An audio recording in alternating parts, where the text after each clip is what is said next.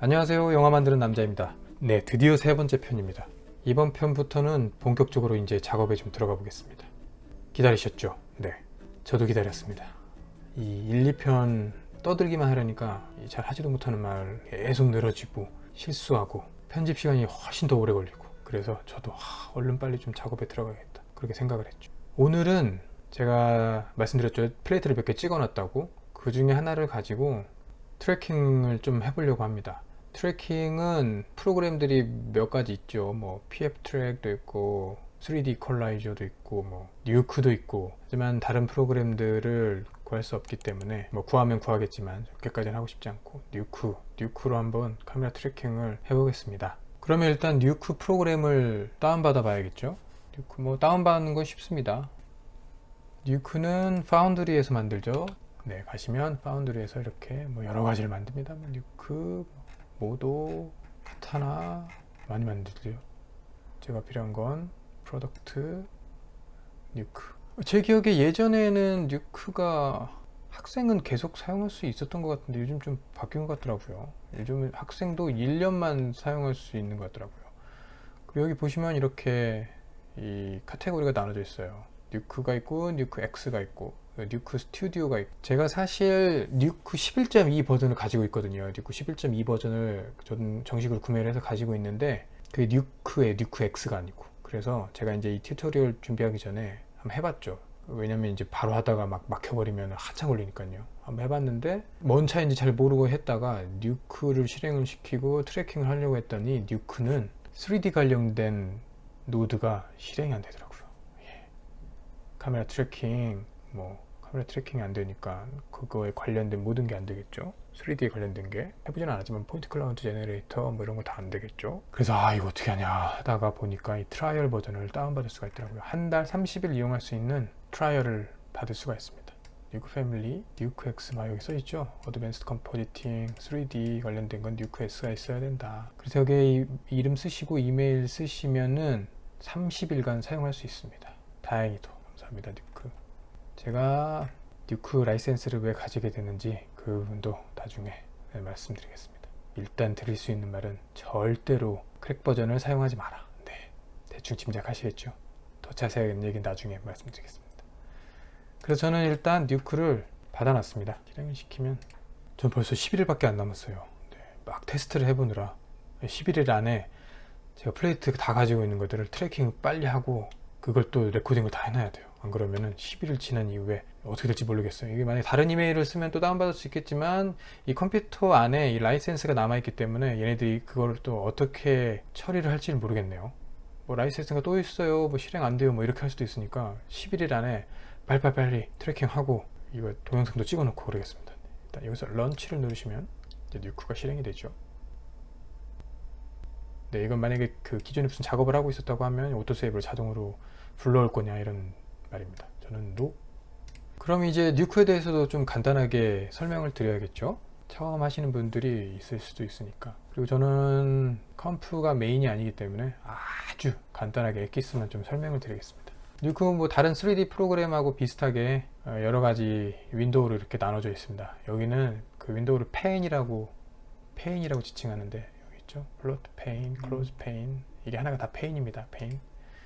그래서 보시면 여기가 뷰어 페인인 거예요. 뷰어 페인. 그리고 여기는 노드 그래프, 커브 에디터, 톱 시트. 그리고 여기가 이제 프로퍼티라고 해서 어떤 노드를 여기다 만들면 그 노드에 관련된 프로퍼티 조절할 수 있는 파라미터 창들이 여기에 뜨는 거죠. 뉴크도 후디니처럼 노드 기반이기 때문에 작업이 노드가 연결된 그 순서대로 순차적으로 계속 작업이 되는 거죠.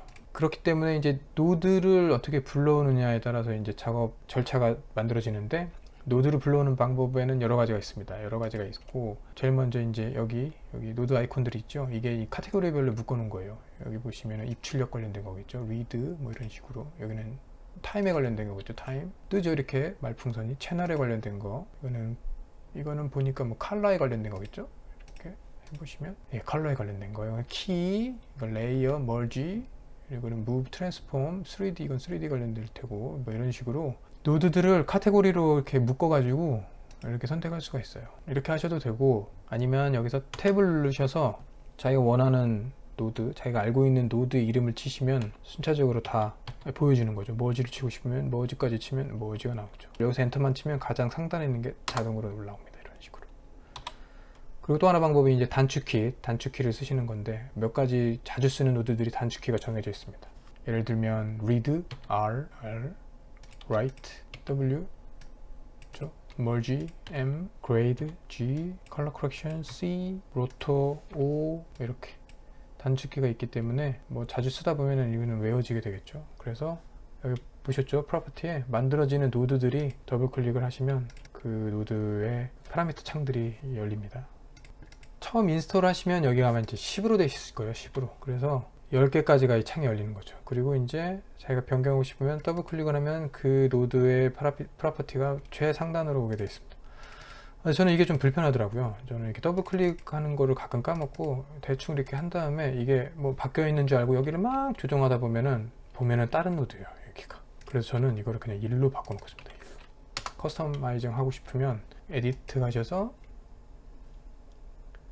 프레퍼런스 가셔서 여기 컨트롤 패널에 여기 보시죠. Max Node in Properties Bin에 이 숫자를 변경을 하시면 최초 10인데 이거 1로 바꾸시면은 누크가 열렸을 때 여기가 자동으로 1로 되어 있습니다. 그리고 이쪽은 뭐 보시다시피 타임라인, 타임라인이고 제가 제일 처음으로 작업할 플레이트를 한번 불러서 다른 설명들을 좀 들려보겠습니다. 플레이트를 몇 개 찍었는데 일단 그 중에 제일 쉬운 걸로 한번 해볼게요. 처음부터 좀 어려운 걸로 시작을 하면 시간이 오래 걸릴 테니까 좀 재미없겠죠. 또 금방 만들 수 있는 걸로 한번 해보겠습니다.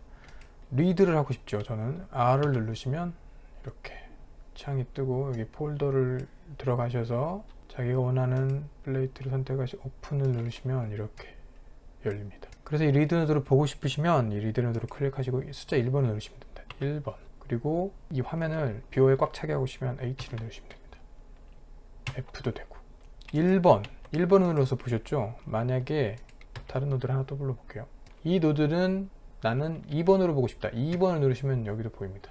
이거 3번도 가능하고 4번도 가능하고 몇 번까지 가는지 5번, 6번, 7번, 8번 몇 번까지 가는지 잘 모르겠네요. 이렇게 숫자 키 1, 2번으로 계속 볼 수 있게 한 이유는 이 비교를 할 수 있게 하려고 하는 거예요. 1번, 2번을 누르고 계속 비교를 하는 거죠. 합성이기 때문에 자신이 선택한 이 노드 전 단까지 들어온 결과물하고 자신이 현재 결과물 뭐 이런 것들을 서로 비교를 하면서 뭐 컬러 이게 조금 변경됐네, 뭐 픽셀 여기를 좀 수정해야겠네, 이런 것들을 계속 수시로 확인을 하는 거죠. 이 컴프는. 그렇기 때문에 이렇게 뭐 세 번째 것도 또 볼 수 있겠죠. 카피 페이스트도 다 되고 이거 세 번째로 해서 이런 식으로 1, 2, 3, 1, 2, 3, 1, 2, 3 이런 식으로 계속 확인을 하면서 조금씩 수정하고 하는 거죠. 그래서 이렇게 뷰어에서 계속 볼 수가 있습니다. 그리고 더 쉽게 비교를 할 수 있는 방법은 1번과 2번 이걸 비교하고 싶다고 했죠. 여기 보시면 이 뷰어 창에서 이 칸을 나눌 수가 있어요. 와이프. 그렇죠. 와이프로 나눴고 이제 두 개가 여기 뜬 거죠. 그래서 A는 read 2를 읽고 있고 read 1을 읽어야 되겠죠. read 1. 그리고 B read 2 이런 식으로 바꾸는 거죠. 그래서 이 가운데를 옮기시면 이렇게 비교를 할 수가 있는 거죠. 이런 식으로. 이거는 이 어떤 부분을 나눌 건지, 그리고 여기 오페시티를 이렇게 조절을 하고 이렇게 해서 계속 비교를 할 수 있는 겁니다. 스택은 위에 쌓는 거죠. 스택은 위에 쌓는 거고 오버를 누르면 지금은 이게 알파가 1이기 때문에 이 밑에 있는 게 아예 안 보이는 거죠. 그렇기 때문에 와이프로 보는 거고 어니언 스킨? 이거는 이제 살짝 이 두 개가 이제 겹쳐 있기 때문에 더 밝아진 겁니다. 와이프로 이런 식으로 다시 끄고 싶으면 W를 누르시면 꺼지고 이런 식으로 비교를 하게 됩니다. 보통 그 영상을 찍으면 프레임이 1부터 시작을 하는데 스튜디오에서는 1000부터 시작하죠. 1000단위부터 시작을 하죠. 왜냐면 그 프리롤이 있을 수 있고 뭐 기타 여러 가지 이유로 1000부터 시작을 해서 이미 저는 그 MOV 파일을 누크를 한번 불러서 타임 옵셋을 줘서 1000으로 밀어가지고 이 시작하는 프레임을 1001부터 시작할 수 있게 맞춰놨습니다. 1001부터 쭉쭉쭉쭉 진행되는 거죠. 그리고 이제 프로젝트를 처음 시작할 때는 S를 눌러서 S 프로젝트 세팅 창을 이렇게 띄워서요. 작업하고 싶은 프레임 레인지를 여기서 정하고 어떤 사이즈로 작업을 할 건지 여기서 이렇게 정해주게 됩니다. 그래서 여기서 풀 사이즈 포맷을 여기서 한번 정해주시면 그 다음부터 만들어지는 예를 들면 리포맷이나 이런 노드들이 기본적으로 프로젝트 세팅 포맷을 따라가요. 이렇게 컨스탄트도 만들어 볼게요. 컨스탄트. 그렇죠? 컨스탄트도 기본 포맷을 계속 따라다닙니다. 처음 시작하시면 S를 누르셔서 프레임 레인지와 풀 사이즈 포맷을 정해 주시고 시작을 하시면 좋습니다. 일단 느크 UI를 좀 간단하게 알아봤고 다음 편에 카메라 트래킹에 대해서 자세하게 한번 알아보겠습니다. 감사합니다.